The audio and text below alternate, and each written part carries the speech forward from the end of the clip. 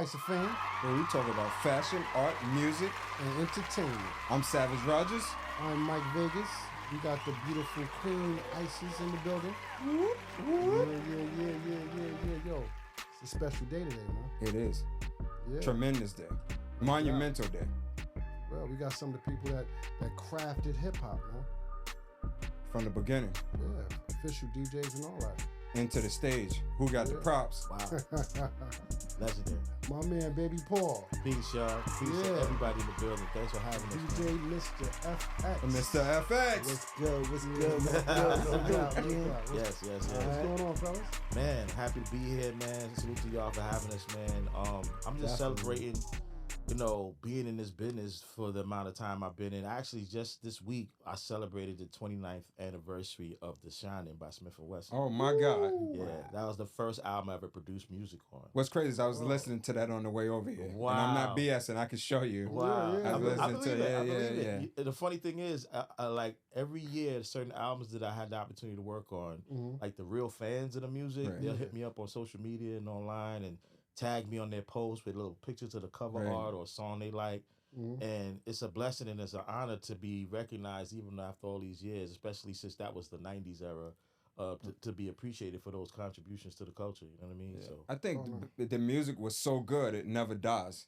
That's the point. so The production was so good. Like the lyrics was so good. The culture was so good. Like everything that was around it. So it never dies. Right. Things are still fresh, being very creative. Everybody's trying to have their own stamp. Their own sound, their own approach, Like Smith & Wesson had their own stamp. Yeah, like for sure. nobody, and to this day, nobody really sound like Smith & Wesson. Right. And I shout out really, to that is true. I can say I can't really say that I heard somebody who tried to sound right, but people took pride in that. Like I don't want to sound like him. And I just want to shout out my alma mater, the Beat Miners, Evil D, Mr. Wall. Beat Miners. The whole boot camp, Black Bull, Duck Down era where I started. I'm gonna shout out my cousin Alan because he Beat Miners freak. Shout out Alan. Definitely. You see who's on the show. Yeah, you see it. Yeah, man. We made it. Yeah, that's the look, man. It's a good look to be appreciated, basically. So thank you for the compliments, man. Appreciate it. Yeah. What's up with you, man? Oh man, it's chilling, Yeah. This, with my guy, BPZ right here, we just been like Batman and Robin. Yeah, we really have, man. and for the record, BPZ is the reinvention. That's the 2000 reinvention of Baby Paul. I stole that Ebonics from the great E40. You know what I'm saying? My Neezy, Baby Paul became BPZ. You know what I mean? So, like me and Effect's been rocking for some time now. Like, he comes from the era of mixtapes. You know how it goes, sure. Queen's representation, all the legends that did mixtapes. In the era when mixtapes really counted, the Clues, the Envies, the Doo-Wops. Can't forget my cousin Ike Love, Cutmaster C. Cutmaster C. That's family right there. Cutmaster C. I used to always have those tapes too, the Cutmaster C tapes. It was nuts. Listen, the amount of I don't want it, but the amount of money niggas out of the trunk because it was all out of the trunk. Around. Even right here, like on you go on the Coliseum. Yo, all those mixtapes was out there. I'm about to mess his head up right now, man. There used to be a spot called Club Mercedes. So mixtapes used to drop on Friday. Right. Yeah. By that Sunday, you gotta have your best Coogee. Yeah. Right. Everything. The real Coogies. The real Coogies, Not the solid ones. Right. The official Coogies. Right. Yeah. Which now Coogies is crazy. Have you seen the price of Coogies now? It's crazy. Wow. Yeah, it's like $1,200. That's crazy. Yeah, it's like from $800 to like $1,200 for a Coogie now. Wow. Yeah. Who owns that brand now? Is it? Oh, really? Yeah. Interesting. Do they still own it? I don't know if they still. I know they have. They were the acceptors of it. Okay. I didn't know. I know. Even in Japan, you go to Japan, they have like Coogee, like you can go like downstairs in the basements, and they have like Coogee warehouses. But I'm about to tell you something though. Back in the days, a good Coogee sweater back then was like $8. Yeah, it's true. It's true. No question. Yeah. It's true. The ones that Biggie used to wear, the colorful ones. Oh yeah. Yeah, about 6. I got a story on that. Yeah. He used to come to Valley Stream. There used to be a store called Raphael. Clothing and that was on the second floor? No, I was on the first floor. All the way in the near back. Near the escalator? Or over there going towards the other Macy's. Yeah, on the back. Yeah, Yeah, the back. Yeah. That's Queens. That's yeah, where yeah, for sure. No doubt. I mean, it's like I feel like well, back in the '90s, if you think about it, most of the people like Wu-Tang, Smith and Wesson, Helter Skelter, all Nas. these dudes, huh? Nas. Yeah, Nas. All these dudes, none of them sound alike. None of them. I agree. You Everybody couldn't. had their own. I think you know people will step to you if no you question. sound like someone else. no That question. was an unwritten rule in Right. hip hop, man. Don't bite. You know what I'm saying? Yeah. You know, we got that from the architects before us, you know, in the 80s. You know what I mean? Mhm. About like, you know, having your own sound, your own style. Even Don't with beats. copy people's rhymes. Yeah, exactly. beats. So for me, I was a student of what came before me, you know, the Run DMCs, the LL Cool J's, Beastie Boys, Houdini, rest in peace, Larry Smith, you know what I mean? So when I got the opportunity to contribute to the game and become a part of the Beat Miners in the 90s, you know, I started, you know, doing the digging in the crates, you know what I mean? And going into really creating the ideas from not just samples, but like composing music through just studying different genres, R&B, soul, jazz, funk, blues, even rock, you know what I'm saying? Of course, the break beats, breakbeat Lenny, Ultimate Breaks and Beats was like, you know, the foundation, you know what I mean? You used to go shopping downtown? Oh, yeah. I used to go to Rocket Soul. It was on 6th Avenue. What was that record store everybody used to go to? You talking about Rocket Soul? Or you talking about, not B Street? Yeah. B Street. Yeah. And they had one in Brooklyn. Yeah. Yeah. He used to do the mixtapes in Brooklyn on B Street. That's a whole other conversation. Oh, man. It's crazy. Shout out to the greatest of live, man. Shout out to B.I.G. and Junior Mafia. Yo, Right. we can tell you some stories. We can tell you some stories about that. For real. Yeah. What made you want to get, like, when did you start? Like, what made you want to get into the business? For me, I used to intern at Power Play Recording Studios in Long Island City. That was where Eric B. and Rakim was making Let the Rhythm Hit 'Em at the time. Harris One was making a Blueprint album at the time. I actually met Lost Professor there, you know, when Main Source Incepted, and they were doing the first Nas album and the first Main Source album. And it was just interesting because, you know, just learning the ropes from there and learning studio etiquette and knowing how to network and just work in the studio, I started investing in myself, buying equipment, digging for records. You know, I was working at a regular job and then going to the studio like at night just to like be a part of that, you know. And then me and Mr. Walt, who used to be right out here in Jamaica, Queens, working the Music Factory, which was a record store out here. We became friends because I used to run up in the store like bragging that I had like advanced copies of like certain albums before they came out. You know, that was a big deal. 100%. Fresh out of the studio, you know what I'm saying? And yeah. I'm playing like Coogee Rap Wanted Dead Alive before it came out, so that's how we got real cool. Right. And then, you know, I started coming out to their private studio in Bushwick, Brooklyn, and that's how I met Evil D. And then before you know it, shout out to DJ Chuck Chill Out. He helped Evil D and Buckshot get their first single deal. Okay. That was who got the props, you know what I'm saying, on Nervous Records. Rest is history. That's how is Black Moon started. Is Evil D from Bushwick? Yes. Oh, he is from Bushwick. Yes. Okay.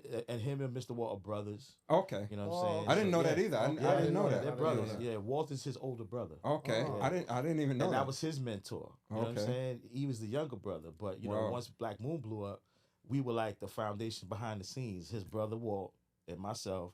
And shout out to like Chocolate Tie and Rich Black, who were affiliations of the Beat Miners, but like in the forefront of it, it was mostly me, Ian Walt. You know what I mean? Okay. Yeah. Was Black Moon independent? Yeah, actually, they started out on Nervous Records. Nervous Records was actually a dance label. Owned by Michael Weiss, who happened to be related to Barry Weiss, who the owner of Jive Records. Yeah, I know Barry Weiss. Yeah, you know what I'm saying? But for those who don't know, Jive Records is the record company that was responsible for great artists like Boogie Down Productions, Trial Called Quest, Too Short, E40, the list goes on, you know what I'm saying? But yeah, they were all related, you know. Houdini. Right, of course. Early Houdini, absolutely. And then when they put out the single Who Got the Props and it blew up, that's when they was like, you know what, we need an album. That was crazy. And that's how we started doing the Black Moon album. Right. I didn't really get production credit for my contributions. I just shared ideas with Ian Walt and you know, learn the ropes being in the studio with them. Sometimes that's how it works. Yeah, sometimes you gotta pay your dues. You gotta pay your dues. Exactly. Dues no more. Exactly. I definitely paid my dues from day one. You know, even before Black Moon from them days, like I said, in Long Island City. Right. Being in those sessions for those albums, that was like my That was school. Yeah, that was my school. Absolutely. Right. Yeah. School of Hard Knocks. No question. No question, man. But he went to school. We got an ongoing debate here, man. That this guy feels like you can't be successful unless you go to college. I said school. School. He went to school. So basically, that was my music school. Right. That was music school. Okay. Well, see, the thing is, to counter what y'all talking about, I feel like it's a yin and a yang, because educating yourself on the business is important too. You know what I'm saying? Because you can come in it and you're learning from the bottom, but you make mistakes along the way if you didn't educate yourself first. So that's I wonder who said that. So I okay, wonder. so not to sidetrack from what we came to talk about, what you came to talk about, but let's get into it. Mm-hmm. You know, like I know in the music business, you can go to school for music and be the best student ever. You're right. But once you get knee deep in the record companies and you're dealing with lunatics inside the music business, everything changes. Yeah, all that goes out the window. It doesn't tell you about the climate of music. It tells you the fundamentals of music, and then people make up contracts as they go along. They don't. There's no contract exactly the same. They give you a template. That's true. And then you just, you mark it up how you want it to be. That's true. So school's not going to teach you all that. What I to that is that classically trained musicians may know how to play instruments and do all, but they can't make hip hop. Right. I've come across that many a times where I could work with a musician who plays, and then they get excited. They start playing to like the beats in the session, and they just overdoing it. They jazzing it up. And we're like, slow it down. And you need to take the pieces out. I just want these chords here. Right. I just want this piano here. I want this string production here. So, I mean, it helps though, because if you're making hip hop, let's just say, and you want to not sample, you want to create something musically that's organic, being a classically trained musician, it'll just allow you to make music that's more, timeless, as well as you keep all your publishing. Right. No sample clearances. Right. You ain't got to clear no masters. You ain't got to clear no publishing rights. And some of the greatest producers never even went to school for music. Right. I never went to school for Quincy music. You Jones did. You went to school for music. Yeah, the industry. It's a different kind of school. You're playing semantics. He went to school. The school of hard knocks. Semantics right now. You know what's so crazy? He was in school. Now the flip side of that, a lot of DJs, we started out going to school. Like after high school, I worked at Power Play Studio for a week. 1 week. I never knew that. Yeah. Right. Yeah. That was my first internship. I wow. worked there for 1 week. Wow. And when I got my hands on the Nas, the Nas album, right, and they wanted me to go to Disc Press to what was that place? Dismasters? Dismasters, right? Yeah, I remember Dismasters. Yeah. Yo, the crazy thing about it is getting on the train, I had it, I was just like, I just made a detour. I made a detour. I shouldn't even be saying this, but it was crazy. No, you gotta say it. No, but y'all gonna get it exclusive. So, we dubbed it. Dubbed it, I repeat. And that was like one of the births of the exclusives. Wow. The births of the exclusives. Yeah, I mean, listen, you had to get it the way how you get it. That's true. Shout out to all the DJs back then, Clue, everybody. On the flip side of going back from like school, so after coming out of high school, I went to Queensboro. Okay. Me, Clue, Juju from the Beat Nuts. Okay. Man, everybody, we all went to the same electric audio engineering class. That was in a science hall. Wow. Everybody knew they had a studio in the basement. Right. And the past, you had to do your own composition. You had to study music theory. That's you a know lot. what I'm saying? Right. Circle of fifths. Yeah. If anybody was in that class, they would know. Yeah. And the crazy thing about it is, once you know and figure out the hustle of it, that's when everybody bounced. Right. I don't need it. I got this. Right. Like I got what I need. Man. Yo, around the same amount of time, everybody just bounced. Everybody left. That's Cool. crazy. You got what left. you needed. Juju left. I left. So no one graduated. No, nobody. That's I didn't crazy. say they 'Cause I had went to to Queensboro, graduate. I but said they I think needed. went I said they before you. needed to go for the fundamentals, when I was and they there- went for the fundamentals. Right. And when I was at Queensboro, because I was just saying I went to Queensboro probably before him because we never crossed paths. When I was going there, Dress from Black Sheep was there, Salt and Oh, Pepper wow. was there. You know what I'm saying? Oh, wow. I'm showing my age right now, but hey. You don't look it though, so you're good. You know what I'm He saying? said But- Salt and Pepper was there. yeah. And both me and Dress, I think we didn't finish our, education there before What we you was started going our there for? careers. I was taking engineering. Like The same class? Yeah, that's what I'm Yeah, saying. it was- But we never crossed paths. In We the talking about science late hall. 80s, like 89, 90. Wow. That time. Okay. That's crazy. Okay. Yeah. I was gonna go to the school called Audio Tech that was in Manhattan. Yeah, or your Right. technical Engineering, I know yeah. that school. And the dude, one of the founders, he was just like, I don't know if he was a founder or what, he was just a disgruntled worker or whatever. He told me and my moms, he was just like, yo, you really don't need to go to the school. All you just need to do is just get like the manuals of all the machines that's coming out. So that always stuck to me. Right. So, but later on, I did go to Queensboro, and unfortunately, I got that, I withdrew. Yeah. So, Man. You So think let- it's easier for people to get in the music business now? Like, because I mean, back in the days, you had to know someone to know someone. Right. And you had to be nice at what you do. Yeah. Right. Very good at You had that. to be Very nice at important. what Right. you do. Yeah, There's 'cause- no shortcuts. It wasn't any shortcuts back in the days. It was more exclusive. You're right. Yeah, it was. I think I kind of wish it would go back to that because it will, like, if you really want to get into the game, Mhm. it's like you will step your skills up. Or if you wanted that piece of equipment, you're gonna save up to get that True. piece of equipment. Get a Or 950 or SP 1200 1200. Yep. or, you know what I'm saying? Woo. NPC. yeah, Yeah. All that. NPC. or break the Woo. credit. ASR. Man, Whatever. listen, Yeah. ASR, yeah. I remember getting my first ASR at Sam Ash Studio. I remember I seeing. went to 57. No, not 57. 50th. Mm. 50th Sam Ash over there. Oh got yeah. mine. Yeah, I remember Just like- seeing just that. back music Times building, Square, right? The music building in Manhattan on Mhm. 33rd. Mm-hmm. Yeah, 32nd. Yeah. It was around like right Go near. upstairs. They had the what's the name? It's of like it? on 8th Avenue. I think. It's right off of 8th. Yeah. Right off of 8th. Mhm. They used to sell used equipment there. Yeah. I Then there's remember road that. music. Yeah. Road music. That was of course. That was on around the 30th. that was around the corner. There was From one, the garden, near the garden. but No, there that's what was I'm talking about. I'm talking about road music. Yeah. but it there was road. one that was right around the corner from Unique Studios. Oh. Oh, That's I remember what- you. in you Times talking Square. About, no, you talking about that's Sam Ash. No, you go upstairs, and I remember taking my ASR and I blew it out. It's in the same building as Unique. Because Unique is right around the corner from Quad. Yeah, it No. was. It was a music store.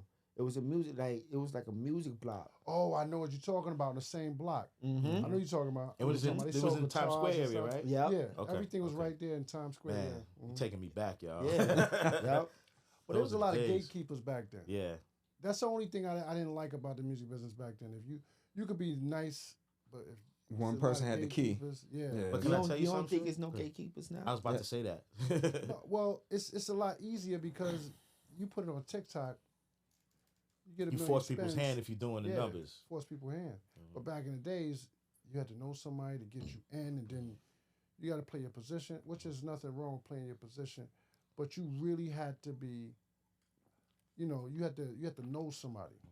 They know that they're the gatekeepers. You know what I'm saying? So There was a lot of co-signing for people that actually Yeah. exist in the industry, yeah. whether it was behind the scenes in these job positions at labels or as an artist. Mhm. There's less and less co-signing of artists as far as new artists you discover. A lot of them are really making names for themselves and then getting, collaborations with no artists. You know what I'm saying? Either they finance themselves or, like you said, they go viral on the internet. But the thing about, I was saying that the other day, like, I feel like artists nowadays, the level of talent Mm-hmm. is so diluted. Mm-hmm. It's like anyone could be, you know what I'm It's saying? scary. And it's like you didn't fight to get there. So you might have been doing music for 6 months and then you Boom. pop off. Yeah. Mhm. But you're not ready because there's no artist development. And then you never did shows. We had to do showcases upon showcases. We did everything there was to get on. By the time you got on, it's like, yo, I'm ready. Yeah. Right. You really And your weren't ready, image but you too were ready. Yeah, had to your be on image, point. All that. everything, your whole Right. style, the way you dressed, the way everything was there. Yeah. Now it's like everybody's like blended and you don't know. A lot of who's people who. sound the same. Yeah, Just a lot of different people names. sound the same. Yeah. Production, But music. see, I also say that, you know, like for instance, like the equipment, the programs, everything is so dirt cheap. Like That's true too. You could buy, you could get a pair of Air Force Ones and then be like, yo, I got change left over. Give me such and That's such a software. such and such Yeah. software. Software, yeah. And if Right. you know your man that got the crack version, then you Yeah. good. Just send it to really, you. really good. That's Like, true. Yeah. So I'm gonna ask you, how do you feel about like now with the Seratos going from like the turntables? How do you feel about that's like a good question. DJs that they don't I even don't know like if the the wheels are Serato, still man. off. They don't know. You say the wheels are still. They're like, what's that? Like everything. They're a DJ, but they play only off the Serato. How do you feel about that? wow, you gonna hit me with that? That's okay. That's a good one. Yeah, that's a great one. I love that. I remember the days of Cameron and Crates. I really Me do. too. Yeah. And doing an event or doing a party or whatever, you gotta. So I don't necessarily want to go back to that. Right. The Serato makes it easier, Right. and you get to your records faster. Although, when it was the Crate ever, I remember having the certain records that you was gonna play, having them out the cover of the jacket, and you Right. had them. This is how you mess up your records, though. Like you have a stack here, the same joints, and you just pointing it on, and but it's like, yeah, I think I like the Serato better Okay. Here's because what of I that. add. Here's what I add. Being a music producer, right? And now we're in this digital age. You know, for me, it was like refreshing my ears. You know, because I could give credit to DJ Mr. Effects for getting me back into DJing. Because Right. I was a DJing with the Beat Miners and touring with them, went overseas and all that. And then I focused more on my producing. And over the last few years, you know, he came to me and was like, yo, I seen you DJ. You need to get back to that. Right. And it actually trained my ears again. But with the use of Serato, the technology has allowed me, now you got stems, Right. if y'all familiar with stems. Of course, Yeah. yeah. You know, where you can access Because different parts of Ashanti the wants her music. stems back. Everybody won't give her the stems back. Right, right. Stems. And the stems That's feature. business. Don't. I'm just Stems saying. feature- He said it on a show. Yeah, He said it. did. That's He did. business. Yeah, yeah, but it is business. It's all business. It's business for With sure. the masters. But I'm just saying I know what stems are. We were talking about stems, so Yeah. yeah. And with Serato stems, you can separate certain instruments in the records. And for me as a producer, I hear even older records, whether it's break beats or soul, jazz, R&B records that I had in vinyl version early in my career. Now I have the digital version, but I having all the space in my house being taken up with vinyl. Right. Oh yeah, that's. And I have yeah. archives of digital files in the whether in my computer or an external hard drive, and can get to work. Right. You know what I'm saying? And even with DJing, you know, having a archive of a lot of music, you know, all those genres that if I would have had it on vinyl, would have took a lot more Right. to present it if I did a party. You know what I Yeah, mean? right. He and I do this thing we call Soul Corner. We started doing it about a year and a half ago. We would stream like all the samples that you may or may not know to Right. educate you on music, all That's dope. genres of music. Yeah. And we used to stream it live because you know how Instagram might flag you. Right. So we was using this other app called Bigo. Bigo. You know Okay. what I'm saying? He actually started using it before me. He kept saying, yo, you need to get on here. They don't flag you. We be on there for two hours, taking turns just playing music, Wow. rocking, and having a lot, mad people in there. Right. And it has the features similar to TikTok where if you go live, you can share gifts and monetize Oh, your wow, streams wow. and stuff Okay. like that. Yeah. So we was doing that for a What while. app We is started- that? It's called Bigo. Bigo. Bigo. Okay. Yeah. Bigo. And when he put me onto it, we started seeing other celebrities here and there. I think Ray J was using it. Who else? Ray J was on it. Who that girl? Actress?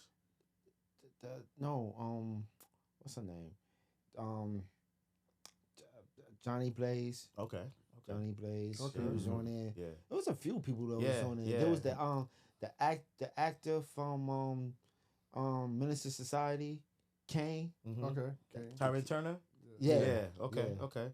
And basically, we were streaming for a couple hours, just playing all types of genres of music, R&B, soul, fusion, jazz. You know, all those breaks and samples you knew from classic hip hop records and all that, including songs I used for the records I produced that y'all may know. Yeah. I was playing that, and people was really interacting with us to the point where other DJs wanted to come into our live and play with us. You know what I'm saying? Oh, We started building a network of other DJs that just love what we was doing and wanted to do it too. You know what I mean? Yeah. So, that's cool. So that's one thing I like about Serato is the art of DJing and using the technology to your advantage without the use of having big turntables and crates of records to have to carry when you play. And tape recorders to record your mixes and all that, you know.